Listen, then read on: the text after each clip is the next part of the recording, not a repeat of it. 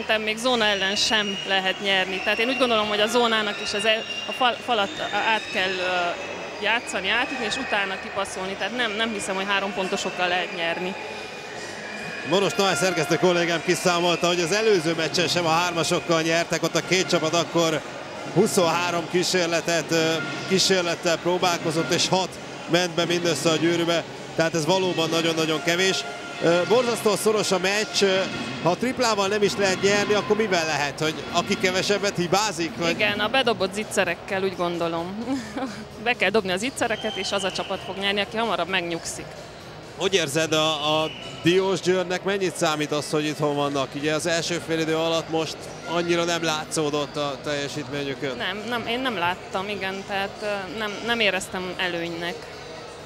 Ha még kifogásokat akarunk ugye keresni, azt sem nagyon mondhatnánk, hogy azért olyan óriási tétje van a meccsnek, van tétje, de nem egy playoff meccsről van szó. Tehát akár lehetne itt egy Ereszdel a hajam is, és egy 75-74-es meccs, vagy egy 82-80-as meccset is láthatnánk. Jelen állás szerint itt még ennyi pont sem lesz. Nem lesz szerintem, tehát nem hiszem, hogy most kijönnének és teljesen más meccset látnánk, tehát hasonló második félidőre számíthatunk szerintem. Viszont nekem ami tetszik, hogy végre fiatal játékosok is szóhoz jutnak.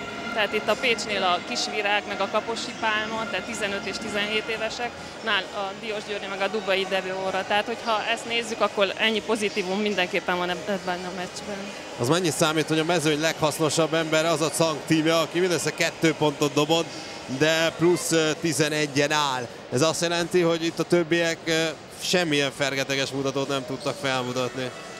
Most én ezt szoktam mondani a tanítványaimnak is, hogy nem feltétlenül az a jó játékos, aki minden meccsen 20 pontokat dob, hanem szükség van a zongora cipelőkre is. És ez most egy klasszikus példája, tehát nem csak a pontok számítanak. Akkor ma sok a zongora cipelő? Vagy a sztárok hibáznak nagyokat? Hát nem tudom most ezt így megmondani. Nézzük meg a második félidőt, aztán a végén. Jó, van, hamarosan megnézzük. Azért, hogyha Pécs csapatából még szeretnénk jó teljesítményt mondani, akkor Jovanovicsot lehet talán kiemelni, de leginkább azért, mert ő is majdnem végigjátszotta az első félidőt. Te hogy érzed, hogy kik lehetnek azok a faktorok itt a második félidőre, személyre lebontva, akik eldönthetik ezt a meccset? A Pécsnél mindenképpen a Bújdosó Nóra, ő képes rá, meg a Dia is, tehát ők mind a kettőjükben benne van az, hogy extrát nyújtsanak pillanatok alatt. Nálunk meg én még mindig várom, hogy bejöjjön a Sverizdotir, és megrázza magát, és az lesz az előny. Ez most összejöhet így 3 faltal a zsebében? Szerintem igen. Most már nem kell kockáztatni, most már gyakorlatilag jöhet. Tehát én ha az edző helyében lennék, én nem cserélném le. Pontozódjon ki, de nem fog kipontozódni. Tehát ez hogy felteszem, leveszem, ez a legrosszabb. Hamarosan kezdődik a második félidő, még gyorsan azt elmondjuk, hogy egy férfi mérkőzést is fognak hamarosan látni majd itt a Sportklubon, méghozzá jövő szerdán Albafehérvár Atomerő, illetve most szerdán, mert hogy még csak hétfő van, bocsánat, szóval még csak hétfő van. Albafehérvár Atomerőmű tehát szerdán, most pedig jön a második félidő Zelegyánszky Balázsra.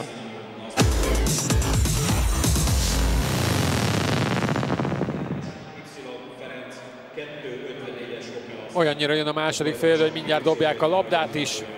Letelt a hivatalosan szünetre szánt idő, és akkor ugye hallották itt a véleményt Ambrus Erzsébettől. Sverizdotir kellene a DVTK-ba, hát tessék, Sverizdotir vissza is jött. Ott van a pályán, a képen 4-es számmal. És hát való igaz, ugye, hogy több húzó ember is volt a DVTK-ban, az a 11-es hatékonyságmutató Cang neve mellett az egy igen szép teljesítmény. És az is igaz, hogy nem volt igazi húzó ember a Peacban. Na de talán majd most Fűrész Dia, aki sem gólpasszban, sem pontban nem nagyon termelt az első félidőben. Nagy Bújdosó Sverizdotirral szemben, aki 3 faltos, tehát érdemes lett volna ugye vele szemben megpróbálnia 1-1-be. Nem tette, továbbosztja Horváth Lilla, lépéshiba. Azt mutatta Szabó játékvezető, hogy ez így sok volt. Hát akkor nem veszi át a vezetést, legalábbis egyelőre nem veszi át a vezetést a Peac. Raven. Nagy Bújdosó segített oda. Ez pedig egy falt, Jovanovic. Neki nem volt még faltja. Ott odaütött, igen, lehetett látni most nagyon jól a lassításban.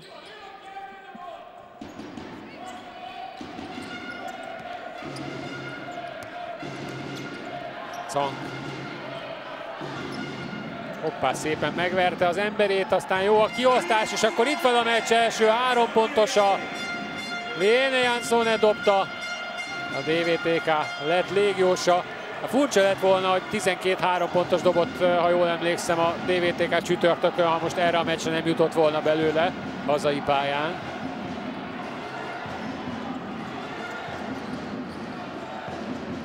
Reed beleáll, de az ő dobása lejön. Jansson tépi a lepattanót, 33-29. És gyakorlatilag majdnem hátba dobta Réven Zankot, pedig jól szakadt el Zank. Már a másik oldalon Horváth, Reed.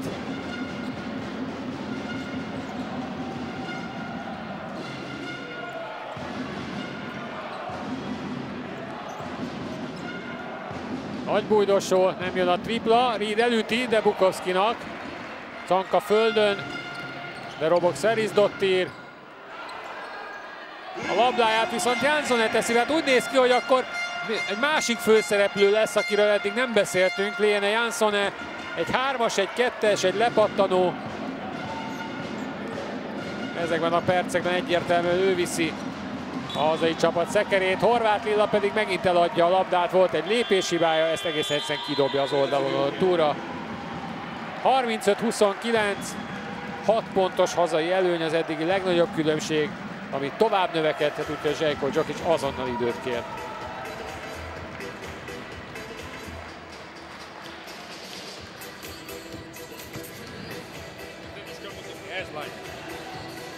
Mindenki látja. Zona znak, they play zone, okay? We should play stronger defense. Girls use fouls. I said Nevena Bravo foul when she started 1-on-1, also on 11. That she don't beat you so easy, and after that pass in the corner. And don't help from the ball side. Girls, play aggressive defense, try to play fast. Break against zone, and if they stay in the zone, play this, you staying down, little up, after that pass on the sixer, score, simple. Why we start like this, eh? Who will play good? Me! Agresszívabb játékot kér Željko Đokić a csapatától, elsősorban védekezésben hiányolja ezt az agresszivitást. De Jovanovićot meg is dicsérte közben, hogy odaütött az előbb a betörő játékos kezére, hogy ne könnyű kosarat tudjon szerezni a Diósgyőr. Többiektől nem nagyon jött a segítség. Gondterhelt is Nagy Bújdosó Nóra és Horváth Lilla tekintete. Szerisdottir hozza fel a labdát, Bukovski. Ez nem egy rossz ötös most a Diósgyőrnél a pályán.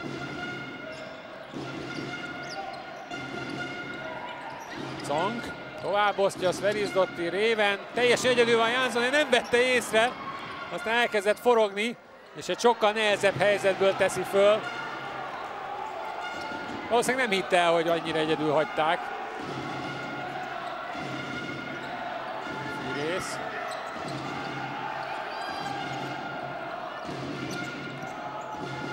Nagy Bújdosó, Fűrész. 5 másodperc a támadóidőből. Jovanović, el kell dobnia. A dobás lejön, Szerisdottir robog belőle. Nem tudja a zóna elleni játékot úgy játszani a Diósgyőr, ahogy Željko Đokić kérte, viszont Horváth Lilla most lehalásza ezt a löbbölést a körtében.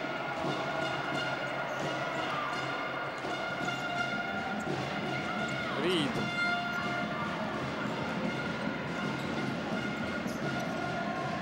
Most jó a kiosztás, Fűrész, de ez is lejön, a lepattanó, a PAC. Talán most sikerült először igazi dobóhelyzetet kiharcolni a PAC-nak a diósgyőri zóna ellen. Más kérdés, hogy a 3 pontos lejött Reed. Ő meg alulról telibe találja a gyűrűt, és aztán ott marad. valószínűleg ráesett, ráléphetett valaki.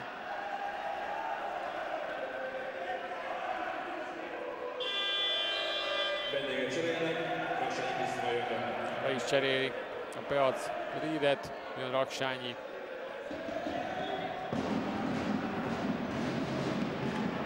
Ott az egy teljesen esélytelen szituáció. És aztán, hát én azt láttam, hogy az álló Nagybújdos Nóra, tehát saját csapattársa lábára esett Reed, és utána fogta a fejét. Teljesen véletlen volt mindenki ebben a szituáció réven.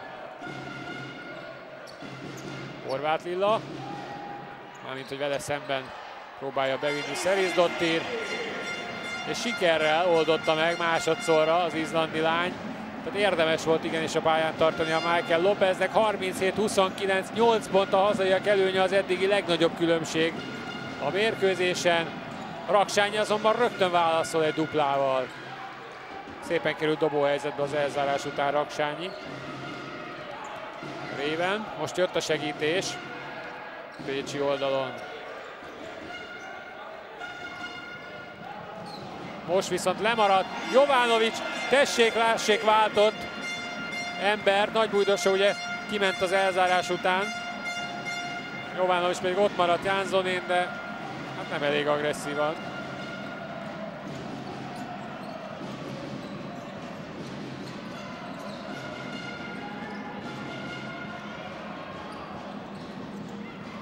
Egy újabb távoli kísérlet, majd egy labdaszerzés.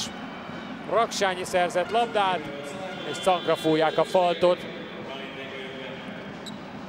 Itt lejön Horváth dobása, elindult Cank, és pontosan úgy üti le, hogy Raksányi ki tudja szedni a kezéből. Cank szerint ez nem volt szabályos, a játékvezetők viszont egyértelműen ráfújták a faltot, pedig Raksányira.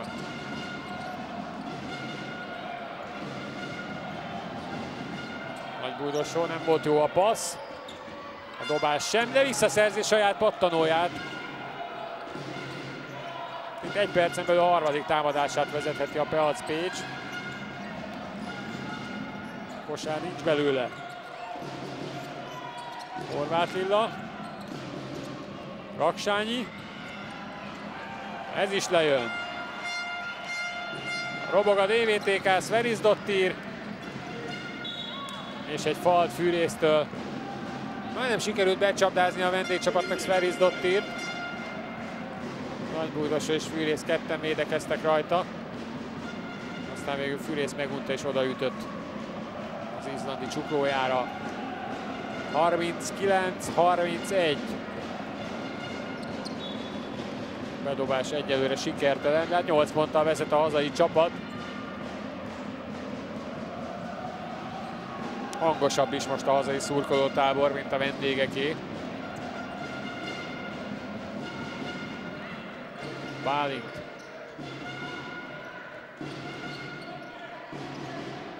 Bújdosó meg tudja állítani. A keresztpaszt eljut valahogy Révenhez a körte fölött. De a dobás nem jó. Fűrész. Próbál sietni a Peac, de nagyon jól zár vissza a DVTK. Esélye nem volt a vendégeknek a gyorsindításra. Ráadásul ez a zóna továbbra sem ízlik a Peacnak. Raksányi. Fűrész. Ez sem jó, egy Cankia lepattan. Olyan jók a kizárások is hazai oldalon. Ha elvétve egy is feketemezes a lepattanóért, nem nagyon jut oda a gyűrű közelébe. Réven elhagyja. Másodszor is. Szép a továbbpasszolás, és lejön Szerisdottir dobása, de Jánszonen letépi a lepattanót. Jól használta ki most a magasságát Jánszonen. Fűrész kénytelen volt faltolni, ez a harmadik pécsi csapathiba ebben a játékrészben. DVTK-nak még csak egy van, Cank egyből dobja a bedobásból. Jó volt a helyzetfelismerés, de nem volt sikeres a dobás. 39-31.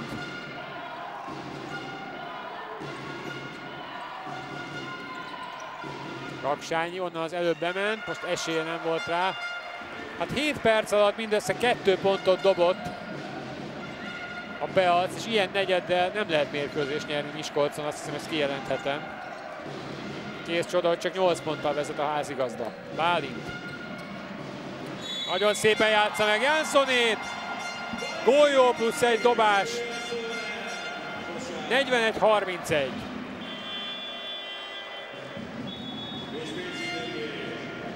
És természetesen a vendégek azonnal időt kérnek. Második idejét kérte ki ebben a negyedben Željko Đokić. Egészen egyszerűen leblokkolt a csapata. 2 dobott pont, 7 perc 18 másodperc, ez nagyon kevés. Pass that Nevena can, Nevena has good left hand jump shoot. For the Krista, pass on the Nevena, the Krista can here and right hand jump shoot. She can score from that. Why are you thinking a bit about these things? Again, we are softening the defense. We don't make fouls in the field. She starts one-on-one, immediately foul. No in the shoot.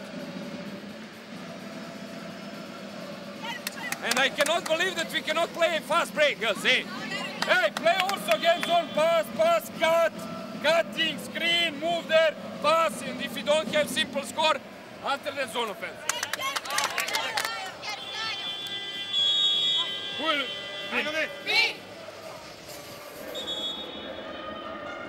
Mészáros Zalán, a vendégek ügyvezető igazgatója is látszott egy pillanatra az időkérésnél.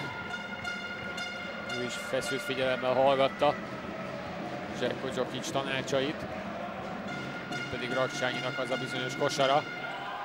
Hát nagyon más nem tudunk mutatni pécsi oldalról, a diósgyőri kosarak potyogtak ebben a lassítás csokorban is, mint ahogy ebben a negyedben. 11-2-re nyeri ezt a játékrészt eddig a DVTK.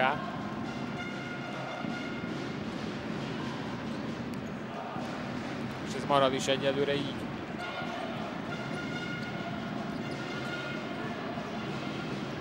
Jovanović, Fűrész. Raksányi, ez szép játék. És Nagybújdosó Nóra be is dobja. Elég a gyűrű alatt volt, tehát ez nem volt annyira könnyű dobás. És figyelni kellett a jobbról érkező segítő diósgyőri játékosra is.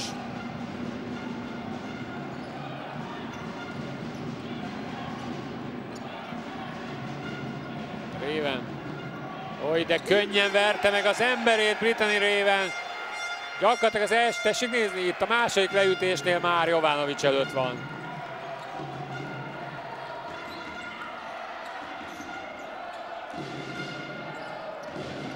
Ez pedig egy szenzációs labda, mondom én.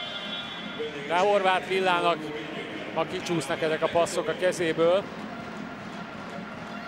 Szépen lépett föl. Aha! Elnézést kérek Horváth Lillától, mert bizony Jansson az ujja hegyével egy picit belenyúlt a labdába, és ez pont elég ahhoz, hogy megzavarja a játékost. A tőle 1 méterre picit irányt változtat a labda valakin. Egy újabb falt. Nagybújdosó Nórának a harmadik hibája, és ez azt jelenti, hogy Brittany Raven dobhat újabb 2 büntetőt. 10 pont fölé nőhet a DVTK előnye.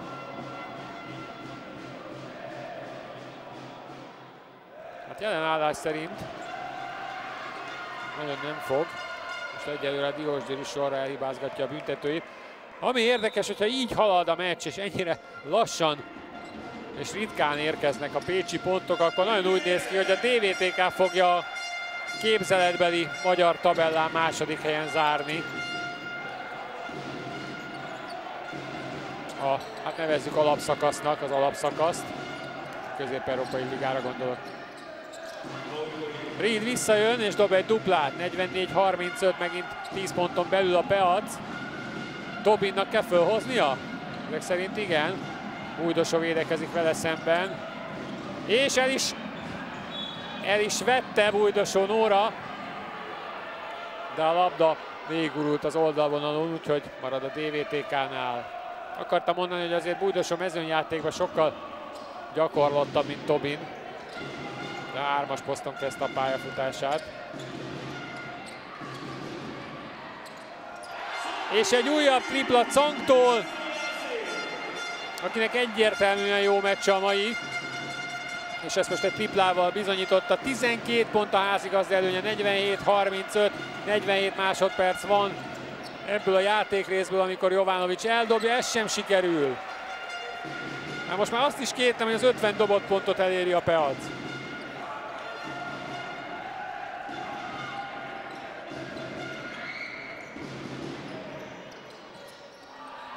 Ez így kint van, Cangnak nem jött össze a második, de nem is volt olyan tiszta dobóhelyzet.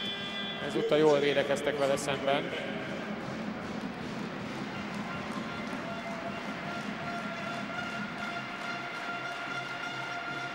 Kap is egy kis pihenőt Michael Lopeztől, és egy nagy pacsit. Mert megérdemli. 47-35-ről folytatjuk. Amikor Reed beviszi, továbbosztja, de nagyon jól védekezik továbbra is a Diósgyőr, nincs dobóhelyzet, Raksány elindul. Ez egy szép dobás volt, nem vezette ki, gyakorlatilag ahogy vitte föl, egyből elengedte a labdát, válaszra pedig már nincs idő, és van idő! Én mondtam csak, hogy nincs idő, Brittany Raven pedig az utolsó másodpercben félpályáról egy lehetetlenül lapos hívű dobással gyűrűbe juttatja a labdát, és azt hiszem, hogyha nem lett volna elég a Peacnak, hogy csak 37 pontot dobott, akkor az biztos, hogy most végképp padlóra küldi, hogy Brittany Raven egy szenzációs 3 pontossal fejezi be ezt a negyedet. Elképesztő!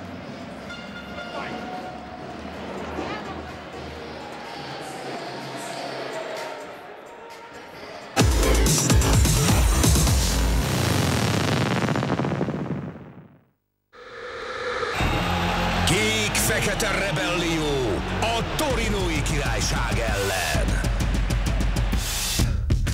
Két tökéletesen felkészített hadsereg feszül egymásnak vasárnap este. Az ütközet neve Derby d'Italia. Juventus Inter. Élőben a Sportklubban.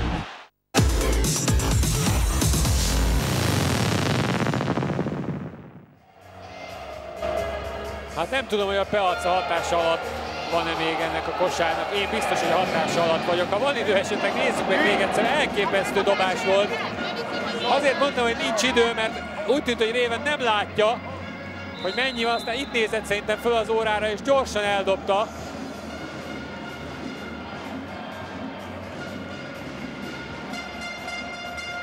És azt hagyja, hogy gyorsan, de be is esett a labda. Hát erre szokták mondani, hogy demoralizáló kosár. Amúgy se volt top formában a Peac, ezért mondtam, hogy valószínűleg ez még inkább padlóra küldi a vendéggárdát. Zsejko Gyok is nem különösebben ideges. A másik oldalon láttuk Szabó István technikai vezetőt, aki szintén nem, de hát neki nem is kell, mert 13 ponttal vezet a csapat. A Reed Falttal együtt dobja be. Azért még sok van a meccsből, tehát ezért ne temessük a jelenlegi legjobb mérleggel álló magyar csapatot. Tobinra fújták a Faltot, ha jól láttam. És így dobhat egy plusz büntetőt.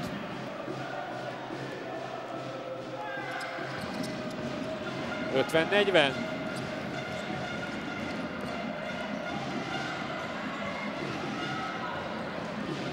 Védekezik Bukovszkival szemben. Épp hogy föl tudta hozni egyébként Bukovszki, ugye a 8 másodperces szabály. Viszont ritkán kerül érvényesítésre, de hoppá, közben Kaposinak egy újabb személyi hiba. De azért ne felejtsük el, ugye van egy olyan szabály is, hogy 8 másodpercen belül át kell hoznia a támadó térfélre a labdát birtokló csapatnak.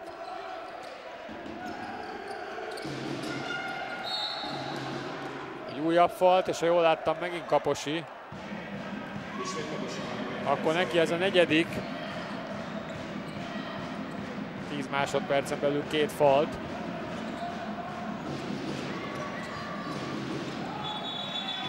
Most viszont egy támadó, megint Kaposi volt egyébként az egyik alany ennél a szituációnál, de ezúttal úgy ítélték meg a játékvezetők, hogy elé lépett az elzárást adó játékos, tehát egy szabálytalan blokk volt. Ott igen, Bálint Réka tette ki a csípőjét. Jogos volt az ítélet. Jovanovic szinte bele se áll, a dobás rossz, és nem ment a lepattanójáért, pedig pontosan az ölébe hullhatott volna a labda. Ezért tanítják ugye utánpótlás játékosoknak, hogy mindig menjenek a lepattanóért. A másik oldalon pedig Kaposi kiütötte magát a mérkőzésből. 3 falt 1 percen belül. Ezzel kipontozódik és jön vissza Horváth Lilla.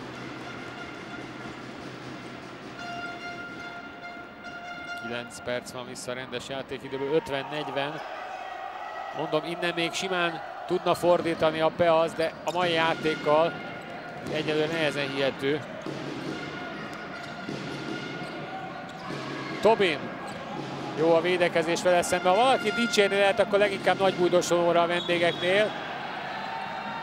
Az pedig megint egy védőfalt, és megint Bukovski. Ő Riddel már összeakadt az első félidőben, akkor egy teljesen egyértelmű belemenést nem tudott eladni. Hát most sem meggyőződve róla, hogy ez nem belemenés volt. Megállt Bukovski, igazából nem nagyon mozgott a felső teste kifele, tehát nem ő tolta Ridet. De most nem reklamált, úgyhogy fogadjuk el a játékvezetői ítéletet.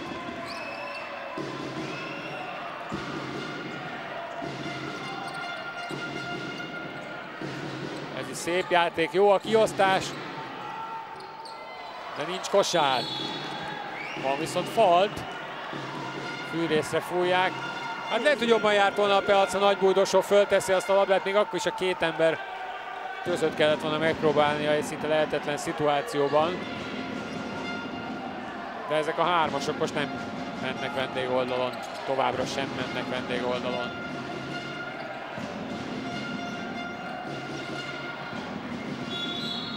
Egy falt. Reed gázolta el Bukovskit, aki rosszul esett. Combját fájlalja nagyon Bukovski Mónika, itt van.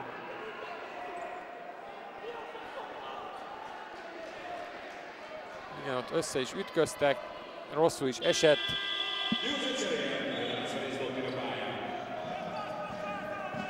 De úgy tűnik, hogy rendben van. Cserél a DVTK, Rebecca Tobin helyére jön Sverisdottir.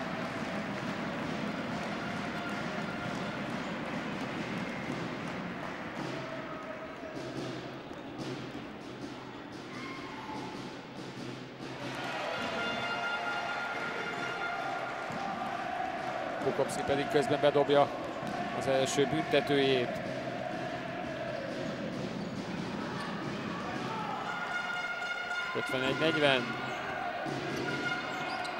Ó, hát ez nagyon rossz labda volt Reedtől, nem tudom kinek akarta ezt adni. A jó diósgyőri védelem egyből elhozta. Cang mutatja a figurát, kapja az elzárást, de Reed már újra ott van a nyakán. Sverisdottir beforgatja Horváth Lillát, fizikailag jóval erősebb, de most úgy tűnt, hogy Horváth szabályosan meg tudja állítani. Ezúttal azonban befújták a faltot. Nézzük. Itt Sverisdottir jobbra-balra. Hát egy kicsit előre dolgott Horváth keze. Igen, ott a vége az már tisztának tűnt, de hát ott előtte akadályozta Sverisdottirt abban, hogy föltegye a labdát, és ezt fújták a játékvezetők. Sverisdottir pedig bedobja, és ahogy látták a büntetőnél, azért a háttérben föltűnt egy ismerős arc, Füzi Ákos arca egy portréról, akire természetesen itt ebben a csarnokban is emlékeznek. Ráadásul szülővárosában, Pécsen ugye egy emlékkoncertet szerveznek a családja megsegítésére.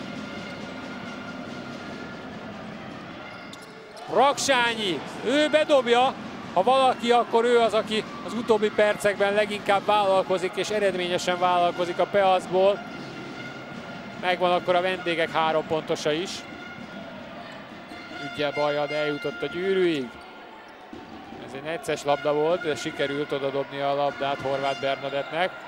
Réven kezéből pedig Reed kiveszi a labdát, aztán, ahogy szokott lenni, Réven egyből odaüt. 10 ponton belül a Peaz, és még mindig 7,5 perc. Itt az előző Raksányi 3 pontos. A lába nincs a vonalon, a labda pedig ezúttal nem pattan ki a gyűrűből. Emlékeznek, az első fél időben Nagy Bújdosónak volt egy hasonló dobása, akkor 3-at pattant a labda, és kijött. Ez szép játék, és mekkora sapka! És aztán egy labdaszerzés. Na, fölpörgött a játék, kihagyja Reed. Még akkor is, ha van sok hiba a játékban, most mindenképpen egy lüktetőbb, izgalmasabb, nagyobb iramú negyedet látunk. Ez is egy jó labdaszerzés, még ha ki is patta a labda az oldalvonalon túlra, Horváth Lilla elüti Réven elől. 52-43.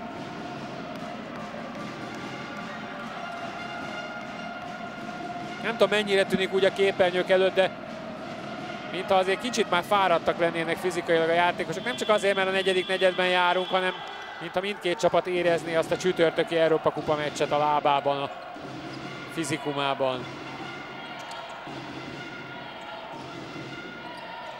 Nem véletlenül cserélt mindkét edző sokat. Reed. Megint Horváthnak. Nem meri föltenni. Ez pedig nagyon rövid, és indul belőle a DVTK, ez így falt. Reed lépett be Horváth elé szabálytalanul.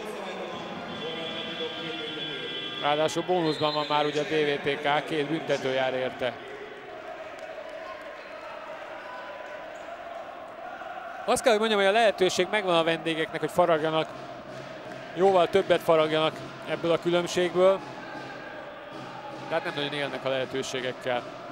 És többször játszották meg jól Horváthot a gyűrű alatt, ugye egy sapka, meg egy rossz kiosztás lett a mérleg. A másik oldalon viszont Horváth bedobja a büntetőt. A másodikat is bedobja, megint 10 pont fölé növekszik a különbség. Bő 6 perccel a vége előtt. Persze, hogy bedobja.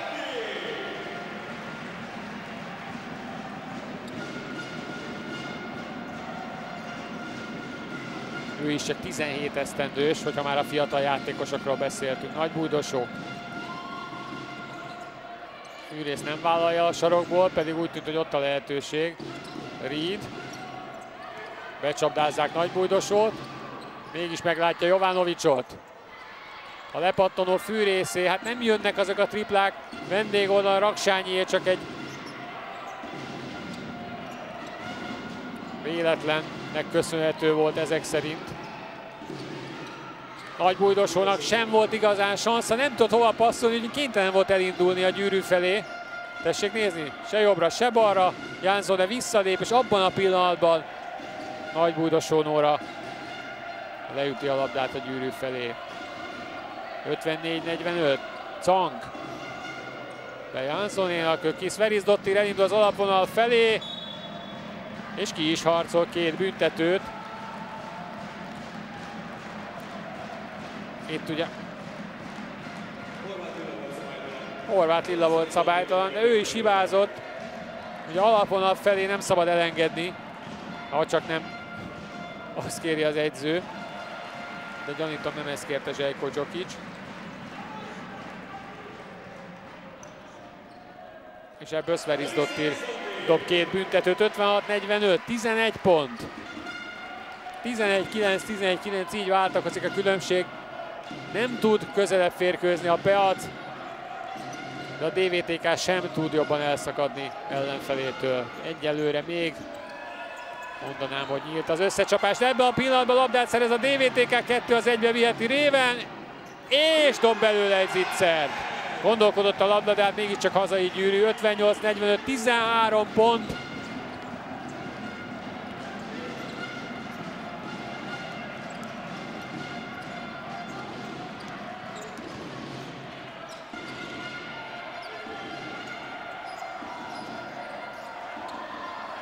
Fűrész, ez sem megy be, de Jovanovics leszedi. Fűrész másodszorra is beleáll, és ez is rövid.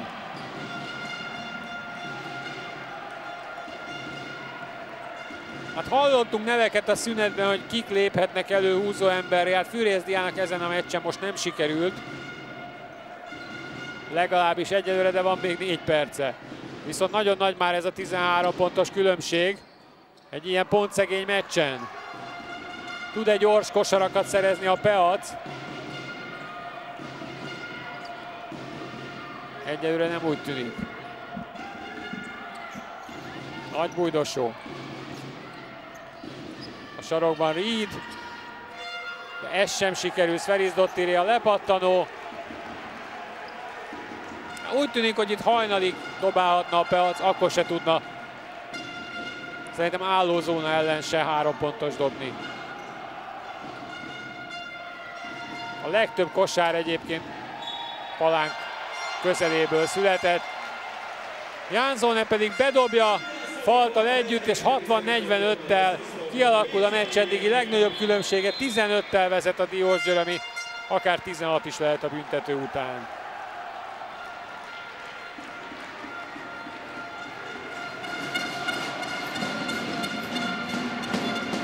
Nincs még Jeva Kublina, nincs Latoya Williams, de akkor is.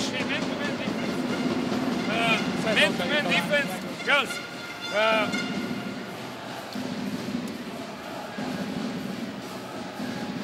In offense, you should play with more confidence. We have situation to score, we don't score that. So a bit more confidence, score that points. If you want it, we win. No? Anything else? Man to man, pay attention.